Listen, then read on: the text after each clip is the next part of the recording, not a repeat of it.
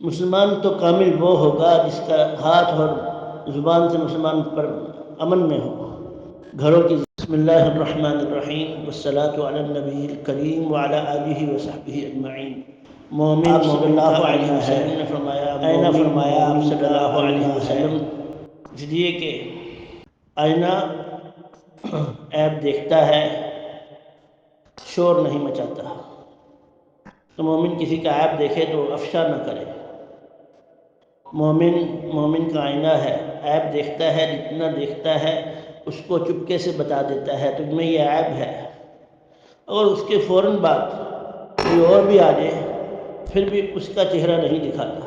تو مومن بھی مومن کے ساتھ مخلص ہوتا ہے کہ عیب دیکھتا ہے تو خاموشی سے چپکے سے اس کو بتاتا ہے، اور پھر کوئی فوراً اس کے بعد بھی آ جائے تو اس کو بھی نہیں بتاتا۔ اور اگر مومن ایسا ہے کہ جتنا عیب ہے اس سے زیادہ نہیں بتاتا ہے، مومن کے ساتھ مخلص ہے، عیب جتنا ہے اتنا ہی بتاتا ہے۔ چہرے پر نقطہ لگا ہے تو نقطہ ہی بتائے گا، داغ نہیں بتائے گا۔ رنگ کیسا ہے ویسا ہی بتائے گا، نہ کمی کرے گا، نہ مبالغہ کرے گا، نہ زیادتی کرے گا۔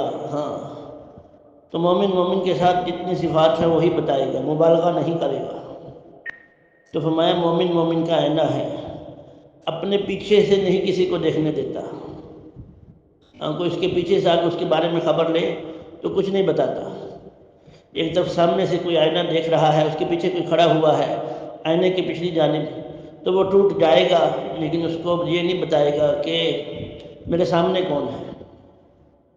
ایسے ہی مومن کی بات کی امانت رکھتا ہے، اس کا خیر خواہ ہوتا ہے، اور مومن کو اگر آئینے پر تھوک دیا جائے تو جواباً تھوکتا نہیں ہے، اور اگر اس کے اوپر کوئی چیز ڈال دی جائے تو وہ چھپ جاتا ہے۔ تو یہ ساری صفات مومن کے اندر ہیں۔ تو مومن کا بھائی ہے، مومنون اخوہ، مومن بھائی ہیں آپس میں۔ مومن کا آئینہ ہے۔ المسلم من سلم المسلمون من لسانہ ویدہ، مسلمان تو کامل وہ ہوگا جس کا ہاتھ اور زبان سے مسلمان پر امن میں ہو۔